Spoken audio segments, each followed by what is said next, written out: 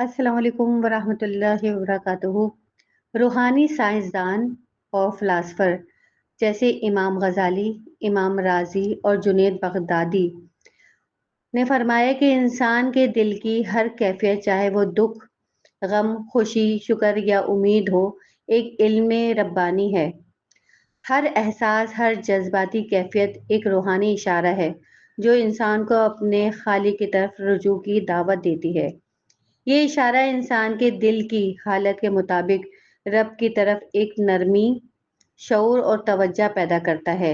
जब इंसान दुख या गम महसूस करता है तो ये दिल की तौबा और रुजू के लम्हात पैदा करता है। खुशी और सुख भी एक सबक है, क्योंकि ये हमें याद दिलाता है कि सब नेमतें अल्लाह की अता हैं और शुक्र का मौका फराहम करती हैं। हर कैफियत, चाहे मनफी हो या मस्बत, एक रूहानी तजर्बा है जो इंसान के दिल को तरबियत देता है और इसके ताल्लुक को अल्लाह के साथ मजबूत करता है। अल्लाह पाक अपने बंदों का ताल्लुक अपने खालिक हकीके से बहुत मजबूत कर दे। आमीन सुम्मा आमीन।